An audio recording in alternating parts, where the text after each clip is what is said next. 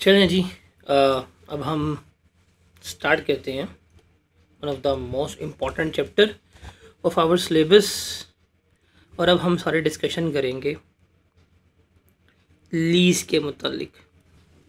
इसके मुतालिक लीज के मुतालिक जो है अब हम सारे अपनी डिस्कशन, अपनी कहानी का आगाज़ जो है वो कर रहे होंगे। One of the important area of our syllabus, of our life, जिसको हमने क्या करना है, बहुत तफसील में टेकअप करना है, लेके चलेंगे उसको हम यहाँ पर अब डिस्कस कर रहे होंगे। क्या है, कैसे है, डिटेल में डिस्कस करना है। इन डेप्थ एनालिसिस इसका हमने करना है, कैसे है, क्या नहीं है।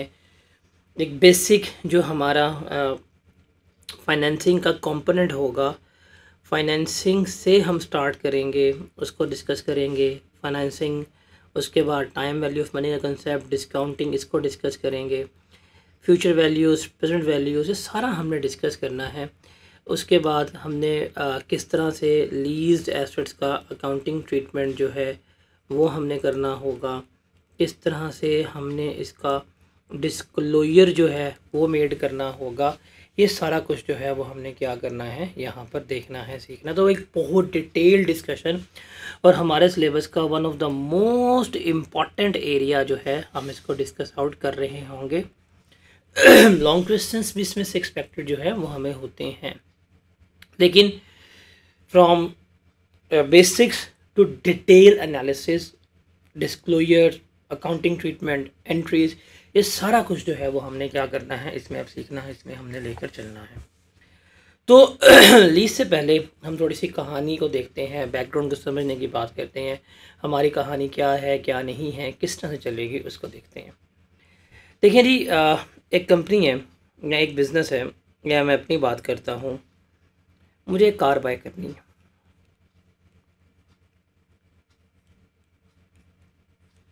या इन शॉर्ट मैं कहता हूँ जी मुझे एक कार चाहिए। अब इस कार को ख़रीदने के या इस कार को यूज़ करने के जो तरीक़ेकार हैं वो क्या है कि मैं इसको बाय कर लूँ, ख़रीद लूँ, मार्केट में जाऊँ, इसकी कॉस्ट जो है वो पे करूँ, गाड़ी लेके आऊँ। सेकंड है, मैं गाड़ी को रेंट पे ले लूँ, किराए पे इस्तेमाल कर लूँ।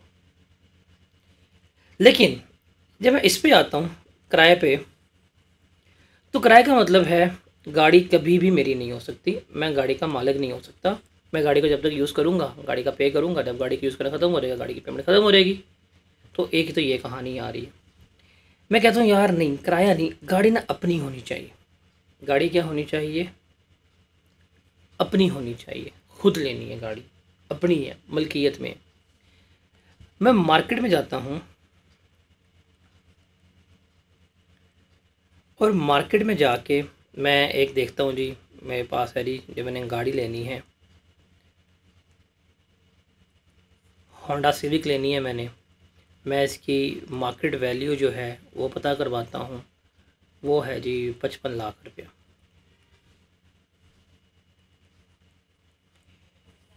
ये गाड़ी है, अगर मैं लेना चाहूँगा तो मुझे इतने की गाड़ी मिलेगी। लेकिन मेरे पास कितने पैसे हैं? मैं अपने सारे बैंक अकाउंट देखता हूँ, सारी बैंकिंग ऐप्स चेक करता हूँ, सारा कुछ देखता हूँ। मेरे पास जो कैश पड़ा हुआ है वो 2 मिलियन के। कितने का?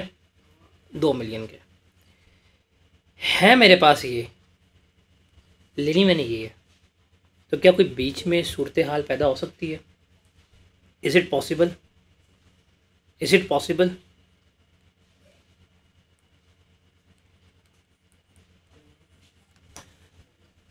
Is it possible to buy that car? Is it possible to own that car? मैं मशवरा करता हूँ, वो मुझे कहते हैं सर जी आपके पास तो 2 मिलियन है, आपको 2 मिलियन में अगर होंडा सिविक ही चाहिए तो अब हमसे 2004 मॉडल ले लें। मैं कहता हूँ नहीं, मुझे 2021 मॉडल चाहिए। कहते हैं सर के पास पैसे नहीं है। मैं कहता हूँ मेरे पास 2 मिलियन है। कहते हैं भाई गाड़ी 55 लाख की है। मैं कहता हूँ अच्छा, इसका मतलब कोई पॉसिबल नहीं है। तो इसका मतलब क्या हुआ कि एक जो गरीब आदमी है, तो गरीब आदमी जो है वो सिविक के ख्वाब देखना छोड़ दे। कहते नहीं, ऐसा तो नहीं है, आप ख्वाब देखना छोड़े, हम कुछ वे आउट करते हैं ना बीच में। वो कहते हैं, सवाल पूछते हैं, वो सवाल पूछते हैं कि सर आप गाड़ी, आपके पास 2 मिलियन है, आपको 55 लाख की चाहिए, कुछ ऐसा बीच में अरेंजमेंट हो सकता है कि आप हमें हर मंथ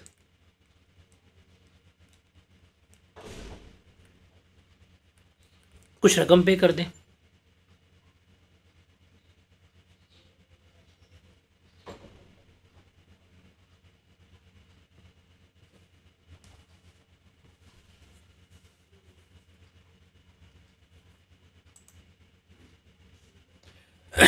अब आवाज़ क्लियर है?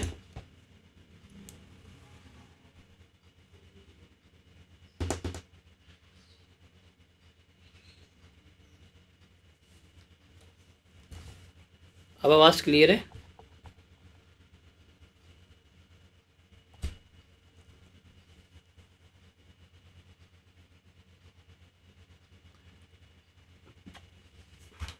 Is it clear now?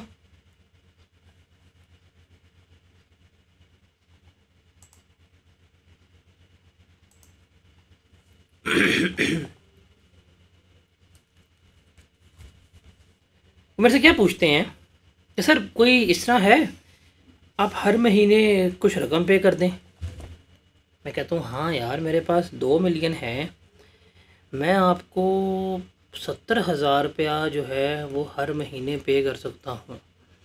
इसका मतलब अगर मैं 1 महीने में पे करूँ तो 8,40,000 पे करना पड़ेगा। तो मेरे पास पैसे कितने शॉर्ट हैं? मैंने कहा जी 2 मिलियन की चीज़ थी,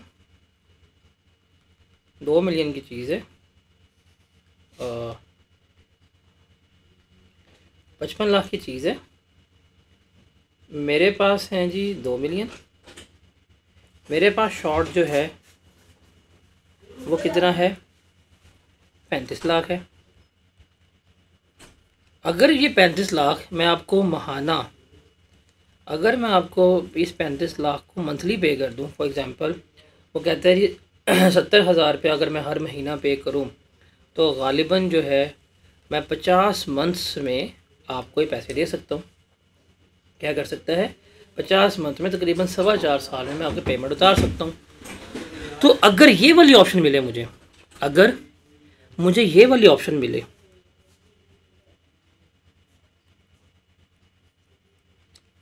अगर मेरे पास ये वाली ऑप्शन हो कि मैं कुछ रकम अभी पे कर दूं, कुछ जो है वो इस फॉर्म में पे कर दूं, और मैं गाड़ी ख़रीद सकता हूं, मैं गाड़ी का मालिक बन सकता हूं, क्या ये ऑप्शन मेरे लिए फिजिबल या डूएबल या वर्केबल नहीं होगी? बताएं ज़रा।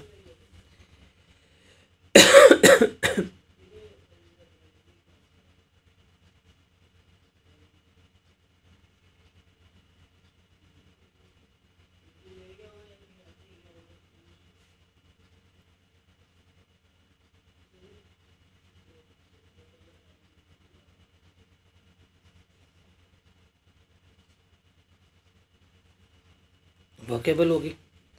ये ऑप्शन मेरे पास हो, ये ऑप्शन मेरे पास हो तो मैं सिविक वाला लौंडा बन सकता हूँ। मैं सिविक वाले अपने ख्वाब जो हैं वो भी पूरा कर सकता हूँ। मैंने कहा ठीक है, लेकिन मुझे बताएं, मैं तो इस तरह से अपने ख्वाब पूरे करूँगा, मुझे गाड़ी मिल जाएगी, लेकिन अगर ये वाला ऑप्शन हो जो बेचने वाला है, क्या वो मुझे चीज़ 55 लाख की देगा? अगर वो नकद कोई चीज़ दे रहा है 55 लाख रुपए की, तो क्या अगर वो मुझे इस तरह की डेफर्ड पेमेंट्स करे, वो इस तरह की डेफर्ड अमाउंट्स ले, वो over the period of time रकम ले तो क्या वो यही रकम लेगा? क्या वो यही रकम लेगा? The answer is no.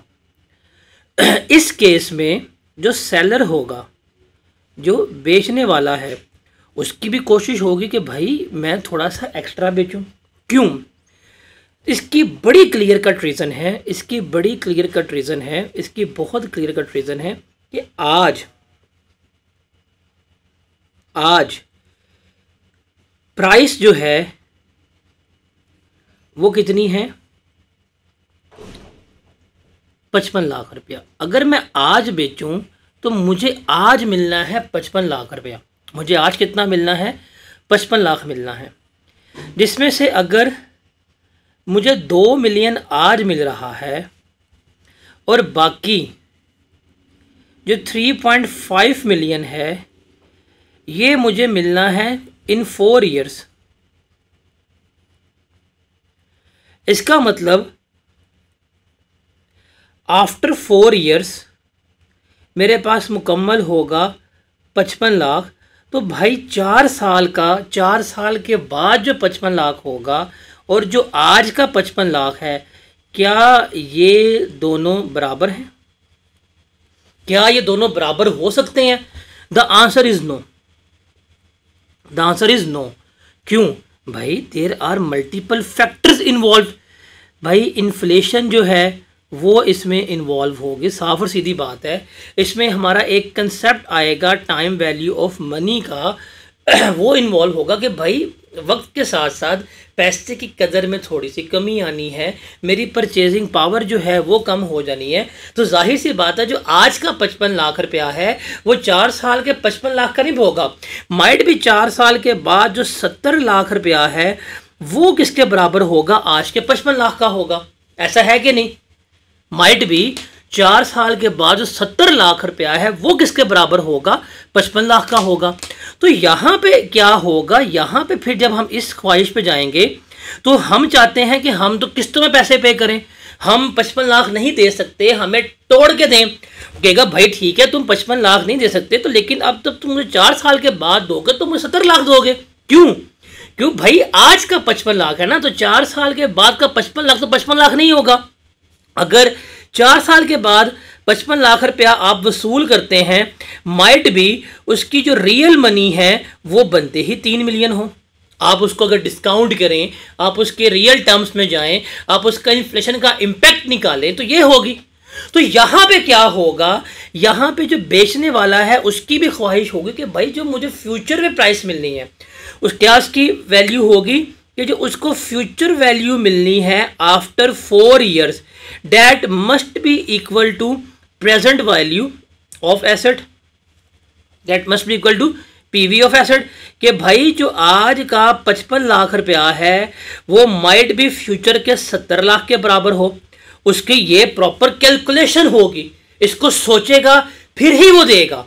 और जाहिर सी बात है उसने कहना भाई साफ और सीधी बात है, तुम मेरे से आज आए हो 55 लाख की चीज़ लेने तो मैं तुम्हें 55 लाख की कैश में देता हूँ। तुम कहते हो मैं पेमेंट 4 सालों में करूँगा, तो 4 सालों में तुम पेमेंट कर रहे हो, मेरा पैसा इन्वॉल्व है, मेरा बीच में कैपिटल लगा हुआ है, मैं कहीं और चला जाता, मैं कहीं और पैसे कमा लेता, तो मेरा हक है मैं तुमसे पैसे कमाऊँ।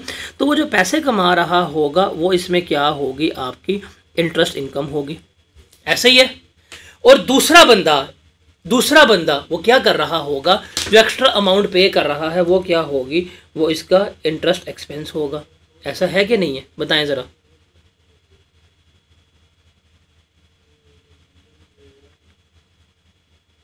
तो सर ये जो कुछ चीज़ें हैं, हमने जब अपने लीज़ को पढ़ना है तो हमें इन कुछ चीज़ों के बारे में डिस्कस आउट करना है। हमें अपने कुछ कंसेप्ट्स, हमें अपने कुछ बेसिक कंसेप्ट्स जो हैं वो हमें यहाँ से देखने पड़ने के कि भाई ये चीज़ें एग्जिस्ट करेंगी क्या।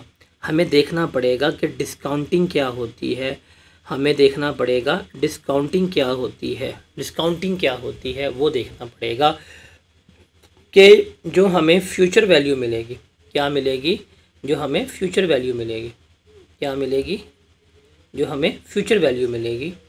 फ्यूचर वैल्यू को हमने देखना है कि वो कैसे आज के पीवी के बराबर होगी, ये हम देखेंगे। कुछ हम कंसेप्ट्स देखेंगे किसके, हम कुछ कंसेप्ट देखेंगे एन्युटी का। इसमें से हमारी एक होगी दैट इज़ ऑर्डिनरी एन्युटी, एक होगी हमारी एन्युटी ड्यू, इसको हम देखेंगे। फिर हम यहाँ पे एक देखेंगे हम एक सिग्निफिकेंट एक कंसेप्ट रिकॉल करेंगे that is time value of money का। हम उसको ज़रा यहाँ पे समझेंगे कि टाइम वैल्यू ऑफ मनी है क्या क्या नहीं है। फिर हम यहाँ पे देखेंगे कि जो इंटरेस्ट है बेसिकली ये इंटरेस्ट इनकम जो है किस तरह कैलकुलेट होगी, कैसे क्रू होगी, ये देखेंगे। सर ये जो है ना, ये जो चीज़ें ये बेसिकली आपके रिलेट करती हैं फाइनेंस से। हम बेशक लीज़ पढ़ रहे हैं लेकिन इस लीज़ में जो इसका पूरी जो बिल्डिंग है वो जो एक खड़ी हुई है वो इस फाइनेंसिंग के कंसेप्ट पे खड़ी हुई है। किसके ऊपर है? जो हमारी फाउंडेशन है, जो हमारी फाउंडेशन है वो किसके ऊपर है? हमारी फाउंडेशन बिल्ड ही किसके ऊपर हुई है? फाइनेंसिंग के ऊपर है। अगर आपको फाइनेंसिंग के कंसेप्ट स्ट्रॉन्ग है, अगर आपको डिस्काउंटिंग करनी आती है आपको फ्यूचर वैल्यू कैलकुलेट करनी आती है, आपको ऑर्डिनरी एन्युटी एंड ड्यू, इसमें से current value, fair value, future value, PV ये निकालनी आती है, आपको टाइम वैल्यू ऑफ मनी का कंसेप्ट आता है, आपको इंटरेस्ट इनकम का कंसेप्ट आता है, if you are good in these things, if you are good in these things, आपके लिए लीज़ जो है वो बड़ी आसान हो जाएगी। बिकॉज कैलकुलेशंस में हम फंसते हैं। लीज़ का जो अकाउंटिंग ट्रीटमेंट है, लीज़ के टाइप्स हैं, फाइनेंशियल लीज़ है, आपके पास ऑपरेटिंग लीज़ है, लीज़ के टाइप्स बड़ी ईजी हैं। लेकिन हम कहाँ फंसते हैं? हम हमेशा कैलकुलेशन में फंसते हैं। और कैलकुलेशन ये वही है जब आप बेसिक्स आते हैं, जब आप अपने मैथमेटिक्स में आ रहे होते हैं, वहाँ पे जब जाके आप फाइनेंशियल मैथमेटिक्स पढ़ते हैं, तो जो फाइनेंशियल मैथमेटिक्स में आप चीज़ों को लेके आए होते हैं वही चीज़ें जो हैं वो आपकी यहाँ पे आएंगी। इसको हम क्या करेंगे? रिकॉल कर रहे होंगे। जब हमारी ये चीज़ें थोड़ी सी स्ट्रॉन्ग हो जाए ना, ये जो हम यहाँ पे लेके चल रहे हैं,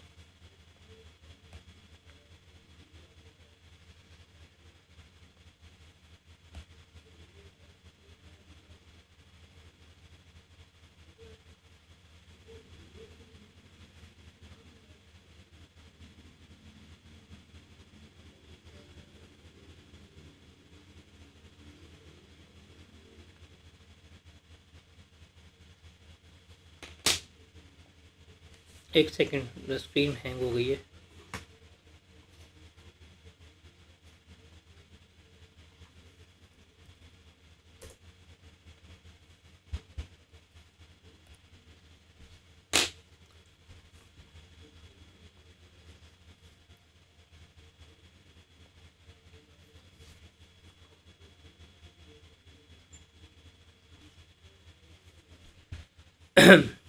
तो बेसिकली हमने इन चीज़ों पे क्या करना है, लेके चलना है। हमारी ये बेसिस, हमारी अगर ये फाउंडेशन स्ट्रॉन्ग हो जाए ना, जहाँ पे हमारी कैलकुलेशन सारी इन्वॉल्व हो रही है, हमारे लिए स्टैंडर्ड जो है बड़ा इजी हो जाएगा। हमारे लिए क्या हो जाएगा? स्टैंडर्ड जो है वो बड़ा इजी हो जाएगा। अच्छा जी, ज़रा हम यहाँ पे अगर देखें, अगर हम थोड़ी सी यहाँ पे बात आगे बढ़ाएँ और आप लोगों को जो बेसिक हमने यहाँ पे चीज़ें देखनी है, जैसे हमारा पहला पड़ेगा वो होगा हमारे पास प्रेजेंट वैल्यू की कैलकुलेशन। किसका? प्रेजेंट वैल्यू की कैलकुलेशन का। आप लोगों को पता है पीवी क्या होती है? Do you guys have an idea?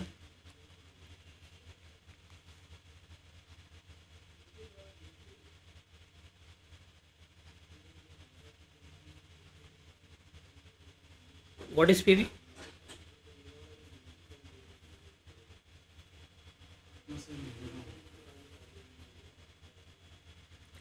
What is PV?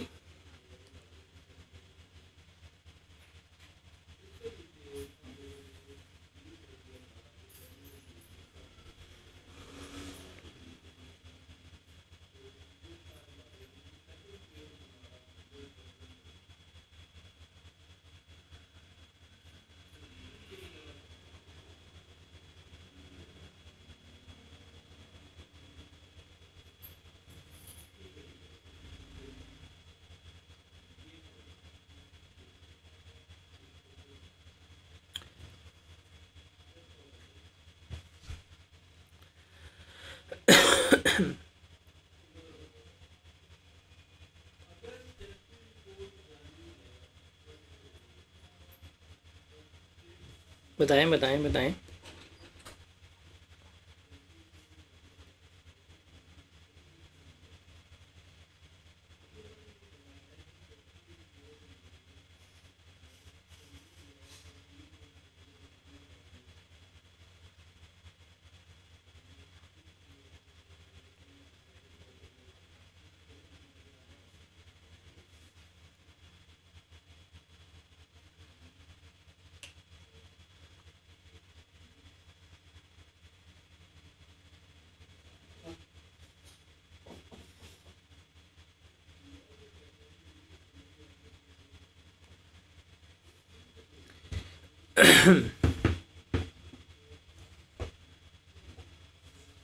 Very good, very good.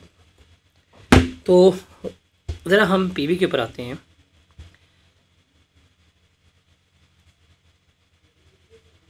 PV पे आते हैं। What is present value?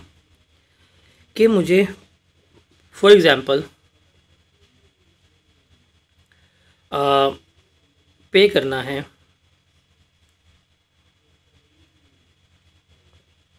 5 lakh रुपया eight the end of 5 years. क्या मुझे क्या करना है? मुझे 5 लाख रुपया पे करना है 5 साल के बाद। Year 1, year 2, year 3, year 4, year 5। Year 1, 2, 3, 4, 5। मुझे इस दिन ना कितना पे करना है? 5 लाख रुपया। कितना पे करना है? मुझे 5 लाख रुपया पे करना है। कितना पे करना है? 5 लाख रुपया जो है वो पे करना है। मैंने देखना है कि ये 5 लाख रुपया अगर मैं आज के दिन खड़ा हूँ, टुडे, इसकी वैल्यू क्या होगी, उसको हमने क्या करना है यहाँ पर कंसिडर करना है। What is the value of that 5 lakh रुपया टुडे, उसको हम क्या करेंगे, उसको हम यहाँ पर कंसिडर कर रहे होंगे। तो ये कीमत हमने निकालना है। इसके लिए हमें क्या दिया जाएगा? इसके लिए हमें एक रेट ऑफ इंटरेस्ट गिवन किया जाएगा, जिसकी बेसिस पे हम क्या करेंगे, हम निकाल रहे होंगे। जैसे फॉर एग्जांपल मैं कहता हूँ मेरा रेट ऑफ इंटरेस्ट जो है वो 10% है। तो 10% है तो मेरा फॉर्मूला जो होगा वो डिस्काउंटिंग का वो क्या होगा? पहले मैंने करेगा amount multiply by 1 plus r जो भी इंटरेस्ट रेट, 1 प्लस आई जो भी इंटरेस्ट रेट होगा, raise to power minus n. Raise to power minus n जो है वो हम करेंगे, हमारे पास आ जाएगा। अब आप देखें अमाउंट कितनी है? 5 लाख रुपया।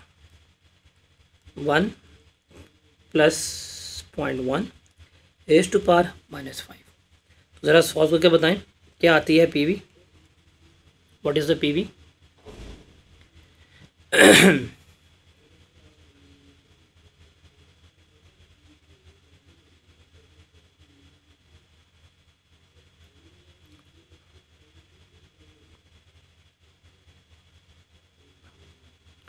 What is PV?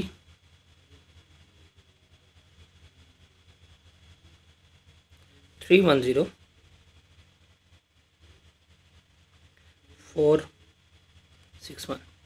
इसका मतलब जो मैंने 5 साल के बाद 5 लाख पे करना है वो आज के अगर टर्म्स में लिखा जाए, इन्फ्लेशन का इम्पैक्ट निकाल दिया जाए, तो कितना बनता है? 3,10,461 रुपये बनता है। तो एक तो हमारे लिए ये सबसे इम्पॉर्टेंट टर्म जो है वो इस्तेमाल होगी, दैट इज़ प्रेजेंट वैल्यू की कैलकुलेशन। लेकिन आप यहाँ पे देखें ये सिंगल अमाउंट है, ये क्या है? हमारे पास सिंगल अमाउंट है, ये आप कह सकते हैं वन टाइम पेमेंट है। इसलिए इसको हमने इस तरह से कैलकुलेट कर दिया। ये सिंगल पेमेंट है या वन टाइम पेमेंट है, इसलिए हमने इसको क्या किया, हमने इसको इस तरह से कैलकुलेट किया है। लेकिन ये तो हम ले लेंगे जब हमने लोन वगैरह लेना होता है। बैंक से लोन लेना है, बैंक को 5 साल के बाद वापस करना है, बैंक को लोन लेना है, बैंक को 6 साल के बाद वापस करना है, वहाँ ये अप्लाई हो रहा होगा। वहाँ पे हम इस मेथड से क्या कर रहे होंगे, चीज़ों को लेकर चल रहे होंगे। ठीक है। लेकिन हम क्या पढ़ रहे हैं? हमने जो अभी स्टैंडर्ड स्टार्ट किया है या हम जहाँ पे मूव कर रहे हैं वो है लीज़। वो क्या है? लीज़। लीज़ पे बेसिकली हम क्या लेंगे? एसेट्स लेंगे। एसेट्स की अगर हम बात करें तो बेसिकली हमारे पास कार आ जाएगी,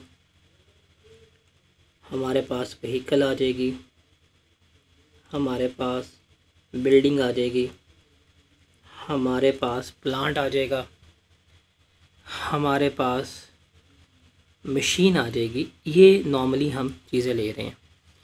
आपने एक अपनी लाइफ में डेली देखा होगा या आपने ऑब्ज़र्व किया होगा, जब हम इन चीज़ों में आते हैं, जब हम इन टर्म्स में डील करते हैं, जब हम यहाँ पर आते हैं, तो एक चीज़ बड़ी इम्पॉर्टेंट चल रही होती है।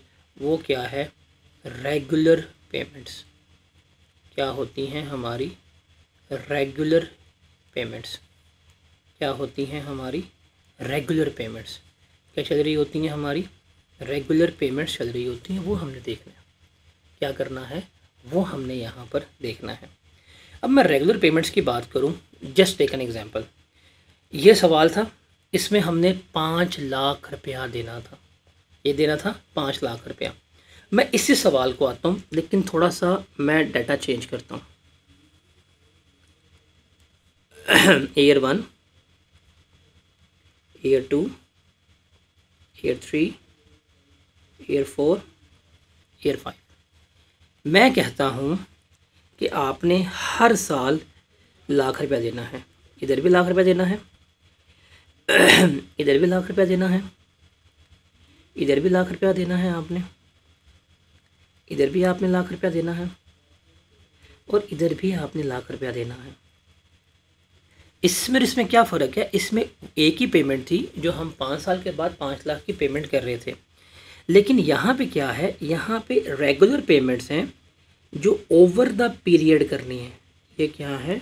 ये रेगुलर पेमेंट्स हैं जो हमने क्या करनी है? ओवर द पीरियड करनी है। अब देखें, अगर ध्यान से देखिएगा, यहाँ पे भी मैंने 5 सालों में 5 लाख रुपया ही जमा करवाया है। मैंने 5 सालों में 5 लाख रुपया ही जमा करवाया है। लेकिन अगर मैं यहाँ पे पीवी निकालना चाहूँ, यहाँ पे मैं अगर पीवी निकालना चाहूँ, सर ये 1 लाख रुपया यहाँ पे आएगा। मतलब अगर मैं इसकी निकालूँ तो ये बनेगा इस 1 लाख की पीवी, वो 1 lakh multiply by 1.10 raise to power -1। ठीक है, इसकी निकालूं तो सर ये यहाँ से यहाँ पे जाएगा, 2 सालों पे जा रहा है। ये 1 lakh into 1.10 raise to power -2। Sir मैं यहाँ पे जाऊँ तो ये इधर, इधर और इधर, इसकी 3 साल के लिए मुझे पीवी निकालनी पड़ेगी। 1 lakh multiply by 1.10 raise to power -3। Sir इसका 1, 2, 3, 4 ये बनेगा सर हमारे पास 1 lakh into 1.10 raise to power -4। और आखिरी इसकी 5 सालों के लिए मुझे निकालनी पड़ेगी, कितना पीवी निकालनी पड़ेगी। ये बनेगा 1 lakh into 1.10 raise to power -5। अब मैं ज़रा निकालूँ सबकी पीवी तो कितनी आएगी, ज़रा बताइएगा। मुझे ग्रीन टी देना यार ज़रा।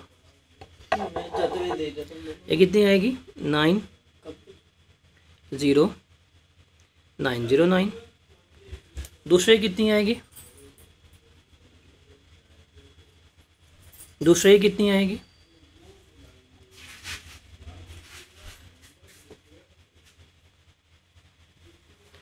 826545। तीसरे कितनी आएगी?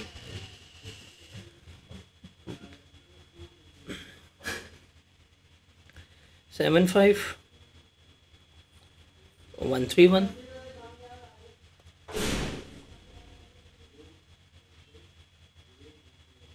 चौथे कितनी आएगी?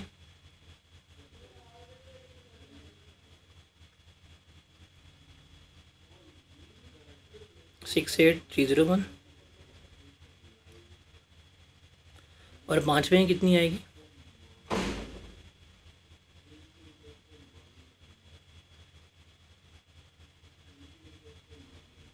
62092।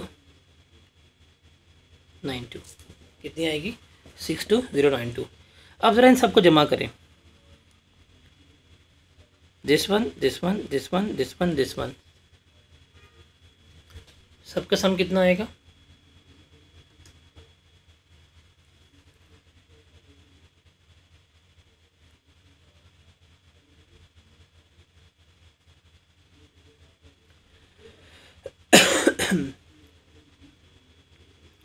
379078।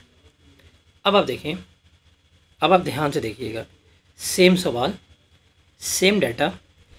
अगर हमने वन टाइम पेमेंट 5 साल के बाद करने, जिसमें हमारा एक कैश फ्लो है, अगर हम उसकी डिस्काउंटिंग करते हैं, उसकी हम पीवी निकालते हैं, वो ये आती है 310461।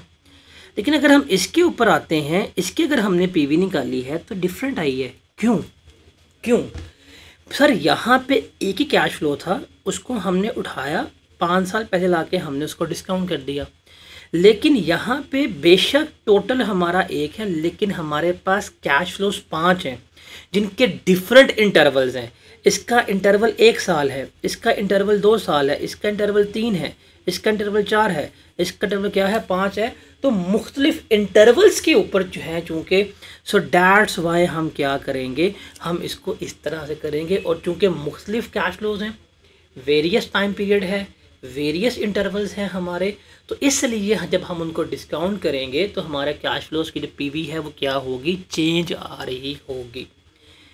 लेकिन अभी जो हमने बात की है ना, ये जो हमने यहाँ पे बात की है, ये वाली, इसको हम एक वर्ड इस्तेमाल करते होते हैं, हम अपने फाइनेंशियल मैथमेटिक्स में सीख के आए थे, एनविटी। ये हमारी क्या कहलाएगी, ये हमारी एनविटी कहलाएगी। ये हमारी क्या कहलाएगी, एनविटी जो है वो कहला रही होगी। एनविटी क्या होती है? आप लोगों को याद होगा कि that is series of payment. क्या है ये? Series of payment. एंड अब वो जो हमने निकाला वो वन टाइम पेमेंट थी, बट ये क्या चल रही है, ये हमारी सीरीज़ ऑफ पेमेंट चल रही है। क्या चल रही है? सीरीज़ ऑफ पेमेंट चल रही है। कब? हमारे रेगुलर इंटरवल्स पे। अब जब हम रेगुलर इंटरवल की बात करें, it may be monthly, it may be quarterly, it may be semi annually, it may be annually, कि आप हर महीने किस्त पे कर रहे हैं, आप हर क्वार्टर किस्त पे कर रहे हैं, आप हर सेमी एनुअली किस्त पे कर रहे हैं, या आप क्या कर रहे होते हैं, एनुअल किस्त जो है वो पे कर रहे होते हैं। अब इसकी ये है जो हमारे लीज में आके हमें तंग करेगा। जो आपकी कार की पेमेंट्स होंगी वो आपको पता है, वो आपको मंथली पेमेंट करनी पड़ती है। आपको जो लीज्ड एसेट्स लिए हैं आपने, आप उनकी हर 6 महीने बाद क्या कर रहे होंगे, पेमेंट्स कर रहे होंगे, वो इसमें आ रहे होते हैं। अगर हम एन्युटी की बात करें तो हमारे पेंशन्स वगैरह जो हैं वो इसमें आ रही होती है। तो ये है एन्युटी। अब जब हम एन्युटी की बात करेंगे तो हमें टाइम ऑफ एन्युटी जो है वो क्या देखना पड़ेगा, उसको देखना पड़ेगा कि हमारे पास टाइम ऑफ एन्युटी या टाइप्स ऑफ एन्युटी क्या है बेसिकली। थोड़ा सा हम उसको रिकॉल करें, चीज़ों को, फॉर्मूलास वगैरह को रिकॉल करें, फिर हम आगे चलते हैं। अगर हम टाइप्स ऑफ एन्युटी के ऊपर आए तो हमारे पास एक होती है जिसको हम कहते हैं सर्टेन एन्युटी, और एक हमारे पास होती है परपेचुटी। परपेचुटी स्पेलिंग सही हो। एक क्या होती है हमारे पास, परपेचुटी। सर्टेन एन्युटी नाम ही बता रही है फॉर स्पेसिफिक या डेफिनेट पीरियड। ये किसके लिए है? ये स्पेसिफिक या डेफिनेट, एक मखसूस टाइम के लिए, एक मखसूस पीरियड के लिए। परपेचुटी के ऊपर जो है ना, रिमेंबर, कोई एंड डेट नहीं है, there is no end date. हमारे लिए ये एन्युटी जो है वो क्या है, वो हमारे लिए रेलेवेंट है, जो सर्टेन है, स्पेसिफिक है। बिकॉज अगर हम एसेट्स ले रहे हैं जिनकी हम पेमेंट्स कर रहे हैं, हम स्पेसिफिक डेट्स पे पेमेंट कर रहे होंगे, 10 साल, 20 साल, 5 साल, 15 साल, उसके ऊपर। अगर हम इसकी बात करें, हम इस सर्टेन एन्युटी के ऊपर आएँ तो यहाँ पे भी हमारे पास दो तरह की चीज़ें जो हैं वो आ रही होंगी, जो हमारे लिए मोस्ट कॉमन है। एक है हमारे पास जिसको हम कहते हैं ऑर्डिनरी एन्युटी। क्या कहते हैं? Ordinary annuity. इसके लिए हम वर्ड रेगुलर एन्युटी का भी इस्तेमाल करेंगे। क्या वर्ड इस्तेमाल करेंगे? हमारे लिए रेगुलर एन्युटी का वर्ड भी इस्तेमाल कर रहे होंगे। और एक हमारे पास आएगी, दैट इज़ एन्युटी ड्यू। क्या आएगी? एन्युटी ड्यू का वर्ड आ रहा होगा। ऑर्डिनरी एन्युटी का मतलब क्या है? ऑर्डिनरी एन्युटी का मतलब है payment at the end of period. क्या? Payment at the end of period, payment at the end of period. For example ये 1 साल है, ये 2 साल है, ये 3 साल है, हम पेमेंट्स यहाँ पे कर रहे हैं। ये है पेमेंट डेट, ये है पेमेंट डेट, ये है payment date at the end of period. Mostly ये हम इस्तेमाल करते हैं जहाँ पे हम लोन की रीपेमेंट्स कर रहे होते हैं, वहाँ पे हम इसको ऑर्डिनरी एन्युटी को लेके चल रहे होते हैं। एन्युटी ड्यू का मतलब क्या है? That is payment at the beginning of period, at the beginning of period जो है हम इसको लेके चल रहे हैं। मतलब ये आपका साल है 1 2 3, पेमेंट की डेट ये है, यहाँ पे पेमेंट कर रहे हैं, यहाँ पे पेमेंट कर रहे हैं, ये इसमें आ रही होती है। इसमें बेसिकली जो आपकी लीज्ड है, आपके लीज्ड एसेट्स की जो पेमेंट है वो यहाँ पे होती है, आपके लीज रेंटल्स जा रहे होते हैं, आपके प्रीमियम्स वगैरह जो हैं वो हम इसमें से क्या कर रहे होते हैं? पे कर रहे होते हैं।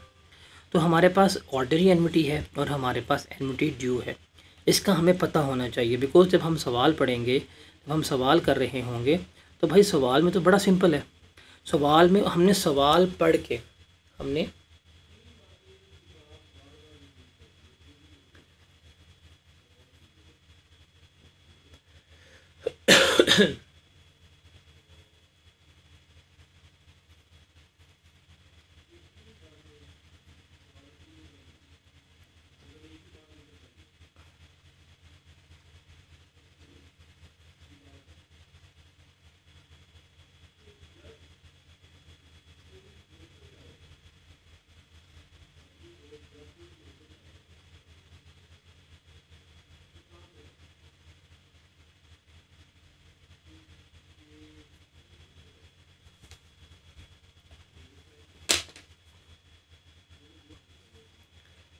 हाँ, जब हम सवाल पढ़ेंगे ना, सवाल पढ़ के हमने ख़ुद इस चीज़ को आइडेंटिफाई करना है।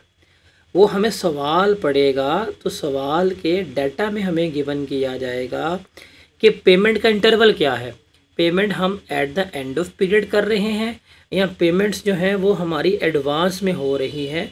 तो उसकी मदद से हम फैसला कर लेंगे कि यार ये कौन सी एन्युटी है, ऑर्डिनरी या एन्युटी ड्यू।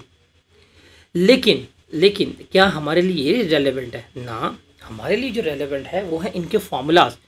हमने तो इनकी कैलकुलेशंस करनी है कि कैलकुलेशंस कैसे होंगी, हमने वो देखना है। तो हम यहाँ पे लिख लेते हैं, हम एक टेबल बनाते हैं और टेबल्स में ना हम इनके फार्मूला लिख लेते हैं, और ताकि हमें फिर पता हो हम इन्हीं को इस्तेमाल करें चैप्टर्स में। और देखें, ये हम ले लेते हैं ऑर्डिनरी एन्युटी, यहाँ पे हम ले लेते हैं एन्युटी ड्यू और यहाँ पे हम लगा लेते हैं एक अदद लाइन। सबसे पहले हम बात करते हैं ऑर्डिनरी एन्युटी की। तो ऑर्डिनरी एन्युटी की हम जो सबसे पहले निकालते हैं that is present value of ordinary annuity. इसको देखते हैं, यहाँ पे आ जाएगी हमारे पास पर मंथ पेमेंट, जो हम पीरियोडिक पेमेंट्स कर रहे हैं वो ले लेंगे, मल्टीप्लाई करेंगे हम एन्युटी के फैक्टर से। डैट विल बी जो हमारा फैक्टर होगा एन्युटी का, एक मिनट भूल तो नहीं रहा, ठीक है, date is 1 minus 1 plus r raise to power minus n divide by r. ये फॉर्मूला होगा हमारा किसका? ऑर्डिनरी एन्युटी का। ये किसका फॉर्मूला होगा? हमारा ऑर्डिनरी एन्युटी का। और इसके सेकंड हमें future value of ordinary annuity जो है वो भी कैलकुलेट करनी पड़ सकती है। इसका भी होगा पर मंथ पेमेंट्स, और फॉर्मूला हमारा हो जाएगा 1 plus r raise to power n minus 1 divide by r. ये फॉर्मूला जो है वो हम क्या करेंगे हम लेकर चल रहे होंगे। क्या करेंगे? ये वाला फॉर्मूला जो है वो हम क्या कर रहे होंगे? लेकर चल रहे होंगे। अब हम आते हैं किसके ऊपर, अब हम आएंगे जो हमारी एन्युटी ड्यू है, इसके ऊपर हम क्या करेंगे, हम इसको यहाँ पर डिस्कस आउट जो है वो कर रहे होंगे। किसको, हमारी एन्युटी ड्यू को।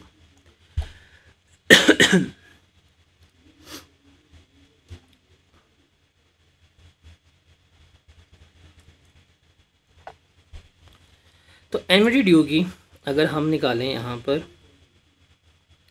प्रेजेंट वैल्यू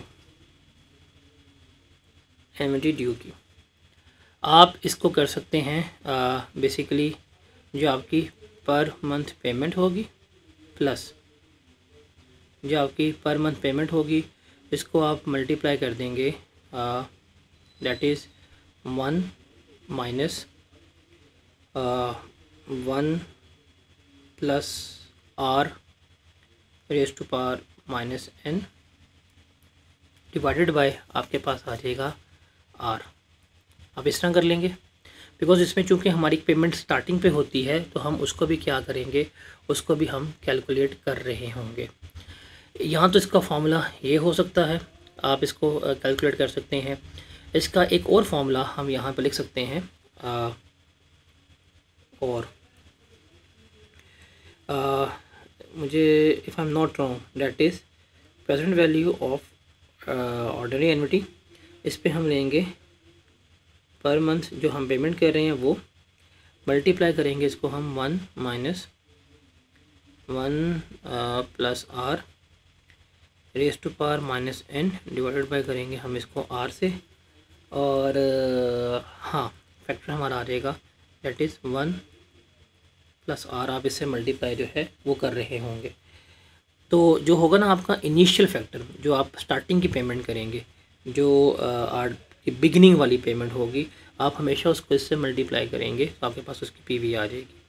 सेकंड इसका फॉर्मूला जो होगा फ्यूचर वैल्यू का, वो इजी होगा आपके लिए। फ्यूचर वैल्यू कैलकुलेट करने का फॉर्मूला आपका होगा दैट इज़ हाँ future value of annuity due that is per month payment, multiply करेंगे आप इसको 1 plus r raise to power n minus 1 divide by r, और सेम उस फैक्टर से 1 प्लस r से आप मल्टीप्लाई करेंगे तो आपके पास इसकी क्या आ जाएगी, फ्यूचर वैल्यू भी आ रही होगी। तो ये चीज़ें जो है वो आपने क्या करनी होंगी, आपने कैलकुलेट करनी होंगी। ठीक है।